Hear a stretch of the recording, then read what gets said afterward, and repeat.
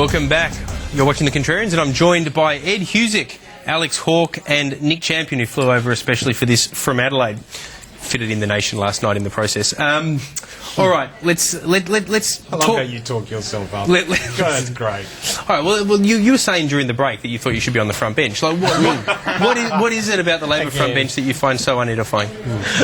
Yes, Yeah, no, this is I'd be excellent. interested to hear you expand on your... Yes, well, I have a thesis here as to why I should three be. witnesses here. Yeah, no, that's right. All very reputable. All say that you weren't talking the about chief, most I reputable witness. find your ambition to be somewhat unseemly, but, sure, let us know. Well, there's a whole list of unseemly attributes that you haven't even started on yet. So. Well, you've got the opposite of ambition, because during I respected, I'm not just saying this because you're here, I greatly respected your decision during the leadership contest in February to resign from your position, your formal position within the party, party whip, weren't you? I was caucus secretary. Caucus secretary, sorry. It is an unpaid role, though, so it's... Still allergic to facts. Okay, so you were just looking for a way out. But anyway, what I was going to say was I respected the fact that you said that the way that, all these people are acting is so disgraceful, including Julia Gillard and Wayne Swan and all the rest of them, that you're not prepared to work in that role with them. That was essentially what you said. Well, look, I don't want to revisit those times, obviously, but I was trying to bring a more civil discourse to our leadership ballot, which I think is, wasn't entirely successful at the time, but I think it helped get us to a place where we were a bit more civil with one another. How long in government do you think it'll be, Alex Hawke, before the likes of Malcolm Turnbull and others come after Tony Abbott? Oh, I don't think they will, Peter. Oh, you know they will. I mean, but the issue is how long. No, I don't think they will at all. It comes down to the size of the victory, or because this is actually a serious point now. I mean, all jokes aside, we have entered a phase now. And I'm not joking. You're looking at me like I might be. No, we've entered. I'm taking you seriously. I'm just looking at Alex's face. That's really interesting. We've entered a genuine. He never cracks a sweat. If you can make him crack a sweat, that would be. Well, awesome. we'll try to get to that. But we've entered a genuine situation now where it is hard for political leaders to be guaranteed a certain amount of time. I mean, it happened to Kevin Rudd, it happened to multiple Liberal leaders in opposition as well. Government used to be a bit of a sort of sacrosanct spot, and that changed during the current Labor term. There's even talk in New South Wales about, leadership rumblings in relation to Barry O'Farrell, whether it comes to anything. The point is, in years gone by, before the sort of 24-hour news cycle age, there was much more certainty about long-term political survival for leaders. They were allowed to have troughs as well as high points. That has changed, you would agree? I think there are a mix of things at play. I'm not a big subscriber to this whole 24/7 news cycle having an impact on news. I think people still consume news pretty much in the morning via, a major sort of tabloid, and in the evenings through news. Or the national broadsheet, obviously.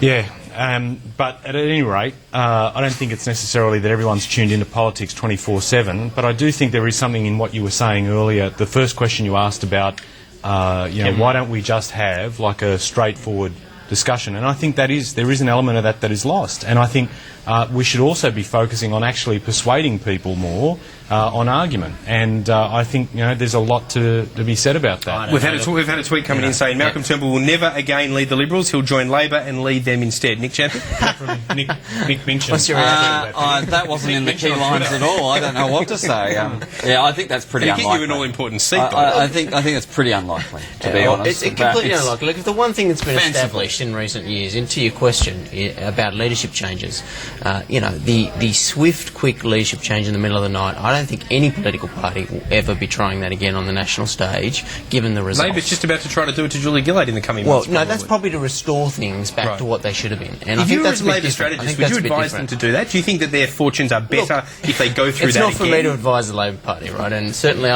leave these guys to. Who would you rather square off against, Julia Gillard or Kevin Rudd, as the Prime Minister that Tony Abbott takes on? Well, look, either one, I have no problem with. You can give us a straight answer. We're going to have to put you on a 1-minute silence on the clock. Straight answer. Who would you rather square off against? Okay, Julia Gillard. There's no doubt about it. She's the one that's deceived the Australian public more than Kevin has. He gave us a frank answer. My producer wants to put him on the clock no matter what. He's just getting twitchy on the button. Nobody's been put on the twitch yet. But no, seriously about this. Only Labor has really done this to leaders, where they've gone in the middle of the night. Incumbent leaders. In government. Recently, in the last decade, at state and federal level, it's been the Labor Party. Your whole cabinet turned against John Howard. exactly. the whole We should be cabinet. fair to Ed's jumping in from New South Wales. How many premiers were there? To Alex, you're right. The whole transition between Malcolm Turnbull and Tony Abbott, that was in seamless. opposition, Ed That was Husic. seamless. No, but that was in opposition. Oh, There is a okay. difference. Elected leaders. There's a big difference. Very Alex, big you're too young to remember what happened between McMahon and John Gorton. Yeah, that's right, obviously, and that's where how long it was. Gorton ultimately knifed come on. himself. No. But Look. it has happened before in government, but it is unusual. Look, Fraser had And a it should challenge from Peacock. Yeah, but Fraser withstood it. Howard had half his cabinet here in Sydney during APEC. Trying to At the end of trying the to year, that's yeah, trying to get rid of him, Yes, and that it was was a only transition and it issue. was only the force of Howard. Transition, 10 No, years, but that's it was after a only decade. the force of Howard's Nick- will that prevented But them Nick, from doing Alex's it. point, I think, is that Costello didn't have the guts to follow through. It's a transition issue. It's about how to transition successfully. no. That's a different thing than the beginning of your government where Why you've got put the most question out? popular Prime Minister you've had in 20 years. But why you put the know? question out to your cabinet that says, well, what do you think? Do you think I should go or not? And then they say, well, we Because sort he of thought think the you answer do. would be no, please stay, but then instead they said, yeah, get lost. Exactly. So he was shocked by the answer. Now, let's switch gears. We've had a segment that's run the last couple of weeks, say something nice about the Gillard government. Panellists have struggled with it. I know these three will as well. So we're going to change the question. Here it comes. Pledge in blood is no carbon tax. This is a world's biggest carbon tax.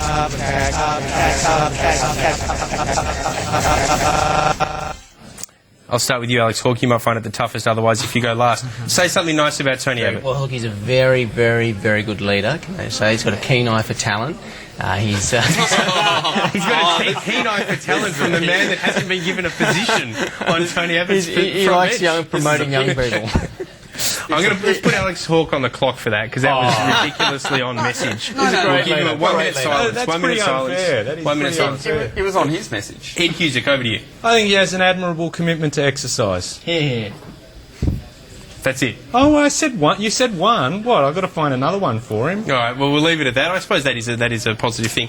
Nick Champion. Look, I've heard around the traps he's much better at basketball than Ed Husic. Like, really whipped him on Seriously. the court. That's what I've That's not heard. even That's funny. what I've heard. I didn't know don't anyone know. around the traps was Seriously, talking that's about not Ed funny. Husic. Not even funny. much better at basketball. Much better at basketball. There must be That's something. You not a must nice at thing to least say about him. that doesn't count. You must at Yeah, least thank you. admire his Onselen does abilities something in good political for once. in smashing the government up. I mean, at the end of the day, the primary role of an opposition leader no. is to tear down the government. You may not like that he's doing it. No, it's not. But that's their no, primary it's not. job. That's a misunderstanding of Westminster democracy, and you know it. It's not the role of an opposition to do that. In fact, they used to call it Her Majesty's loyal opposition, and oppositions used to do what was good in the interests of the country.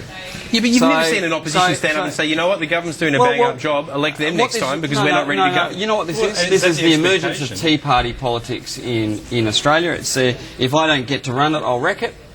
And I know I'm not really. I should get 1 minute for not following the say something nice about Yeah, I Abbott. agree. Give him a I think he's right. Let's give him a minute. Yeah. Alex Hawke's back in because his Shut me minute's up up. now. Yeah, oh, great.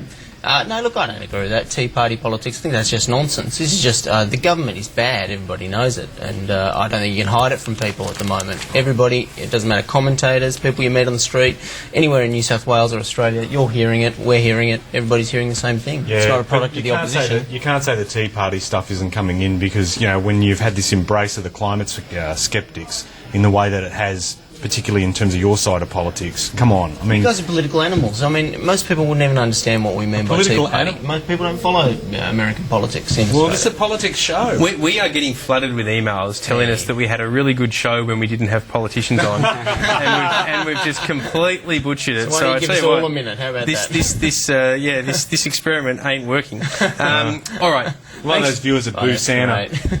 Gina Reinhardt and her interest in Fairfax. It's been in the press for a long time now. Is it a good or a bad thing? Can I thing just for say, Fairfax. I am not a. I know that this will probably not get me on the Christmas card list with a lot of my colleagues. I'm not a fan. That'd be of- unusual with some of the things you've Yeah, said I lately. know, I know. But I'm not a fan of us rushing to regulation on this issue. I have to say, if she certainly signs up in terms of the editorial, you know, the Charter editorial But the rest of the board within haven't them- signed it.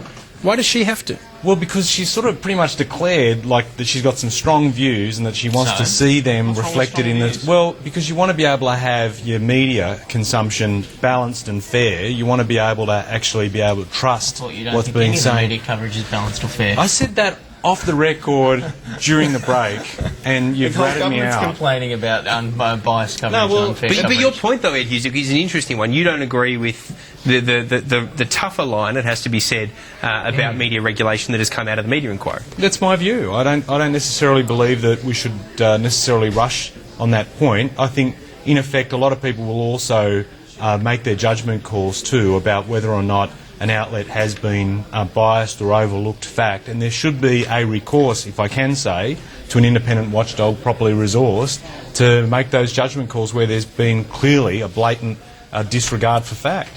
Probably contrarians.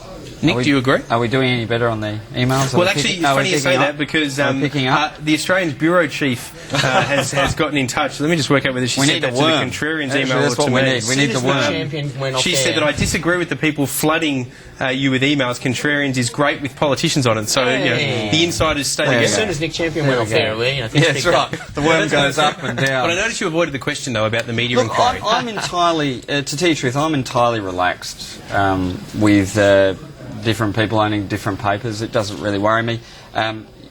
All media is prone to get on their high horse, as you did in your intro, and slam the lot of us. I don't think it's that big an issue. You have to work with the media because they are the prism through which many people see their politics. But I think increasingly what I find is that people are pretty cynical about the media itself. So